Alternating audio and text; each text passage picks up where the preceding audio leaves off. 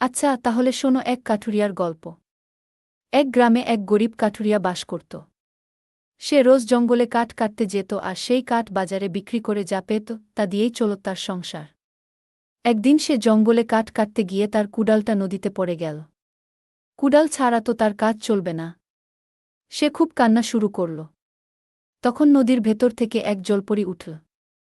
সে কাঠুরিয়াকে কাঁদতে দেখে জিজ্ঞেস করল, কি হয়েছে তোমার? কাঠুরিয়া তার সব কথা বলল। জলপরি তখন নদীতে ডুব দিয়ে একটা সোনার কুডাল নিয়ে এল। কাঠুরিয়া সেটা দেখে বলল, এটা আমার কুডাল নয় গি। জলপরি আবার ডুব দিয়ে একটা রূপার কুডাল নিয়ে এল। কাঠুরিয়া সেটাও দেখে বলল, না, এটাও আমার না গি। তৃতীয়বার জলপরি ডুব দিয়ে তার লোহার কুডালটা নিয়ে এল। কাঠুরিয়া সেটা দেখে আনন্দে চিৎকার করে বলল, হ্যাঁ, এটাই আমার কুডাল। জলপরি কাঠুরিয়ার সততায় খুব খুশি হল। সে তাকে সোনার আর রূপার কুডাল দুটোই উপহার হিসেবে দিয়ে দিল।